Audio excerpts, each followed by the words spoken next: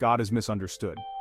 Misinterpretation could be our downfall. In a world of countless beliefs, are we missing the true message? The Bible holds the keys to understanding, but only if read correctly.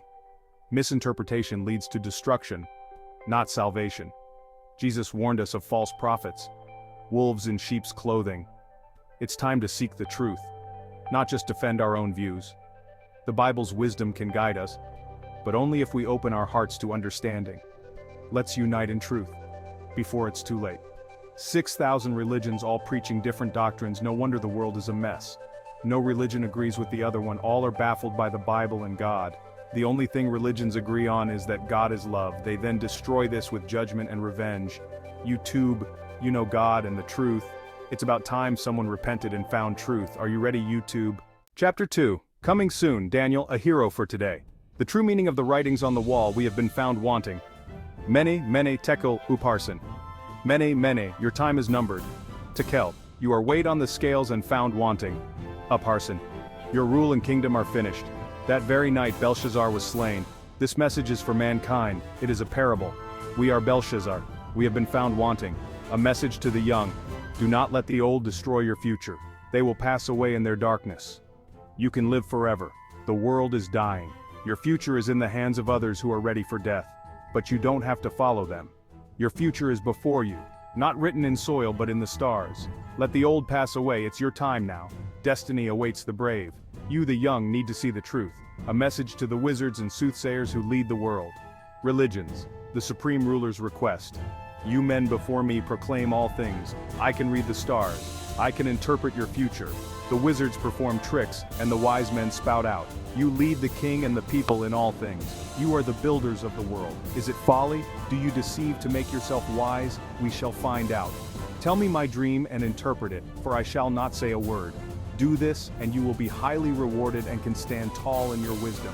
Fail, and you will die a long and slow death with all your foolery. No more will you deceive the great king, a god on earth. I say die, and you will die. The enchanters trembled with fear. If the Dark Lord spoke, all obeyed him, and his sentence was written in stone.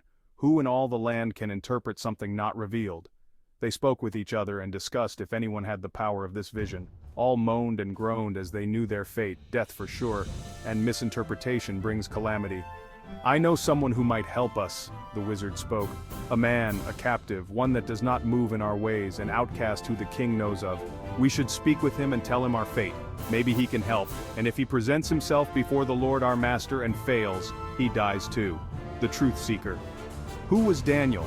He was a kind and loving man who carried the Spirit of God. He was just like your granddad or loving uncle, the mother you love or the father you worship.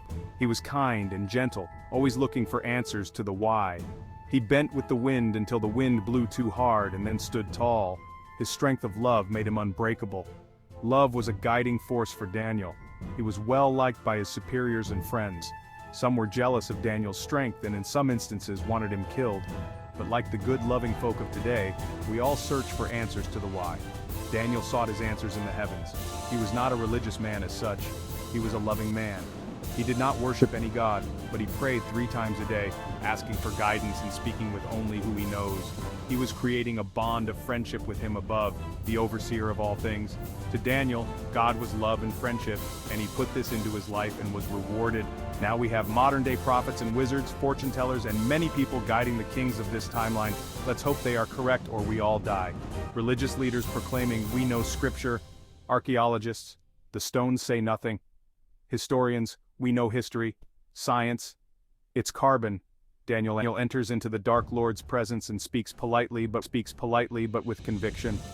If it pleases the great king, I will interpret your dream and put your mind at rest. If you would do one thing for me, O great master, rescind the orders to kill your people, for we all seek truth from one source or another. I, Daniel, seek it from the heavens above, the architect of the universe. Thou, O king, sawest, and behold a great image. This great image, whose brightness was excellent, stood before thee, and the form thereof was terrible. This image's head was of fine gold, his breast and his arms of silver, his belly and his thighs of brass, his legs of iron, his feet part of iron and part of clay. Thou sawest till that a stone was cut out without hands, which smote the image upon his feet, that were of iron and clay, and brake them to pieces. Then was the iron, the clay, the brass, the silver, and the gold broken to pieces together, and became like the chaff of the summer threshing floors. And the wind carried them away, that no place was found for them. And the stone that smote the image became a great mountain and filled the whole earth. This is the dream, and we will tell the interpretation thereof before the king. Thou, O king, art a king of kings, for the God of heaven hath given thee a kingdom, power, and strength, and glory. And wheresoever the children of men dwell, the beasts of the field and the fowls of the heaven hath he given into thine hand, and hath made thee ruler over them all. Thou art this head of gold, and after thee shall arise another kingdom inferior to thee, and another third kingdom of brass, which shall bear rule over all the earth. And the fourth kingdom shall be strong as iron, forasmuch as iron breaketh in pieces and subdueth all things, and as iron that breaketh all these, shall it break in pieces and bruise. And whereas thou sawest the feet and toes, part of potter's clay, and part of iron, the kingdom shall be divided, but there shall be in it of the strength of the iron, forasmuch as thou sawest the iron mixed with miry clay. And as the toes of the feet were part of iron and part of clay, so the kingdom shall be partly strong and partly broken, with miry clay. They shall mingle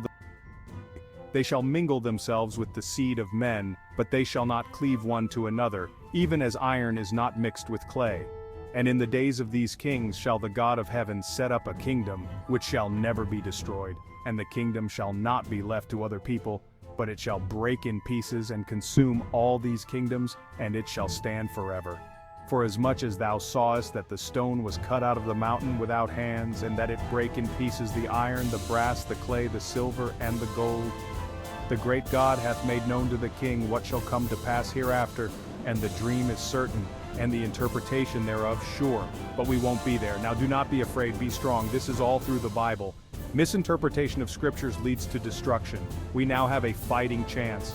The kingdom of love the Bible speaks about, let your kingdom come, is not of this world but of all existence. All of creation that evolved over time is the kingdom. Many think that this earth will be God's kingdom. No, this is just a house, a home. The kingdom is in the stars, full of heavens, full of heavenly beings, full of life, just as the Bible states. After the desolation, the earth will be void of water. There will be no more seas. All that remains is rock, a giant mountain floating in space, and the kingdom will be set up forever with no enemies. Because in the heavens, God's will is being done, but they have something we don't have. The truth. We have lies. The stones cry out.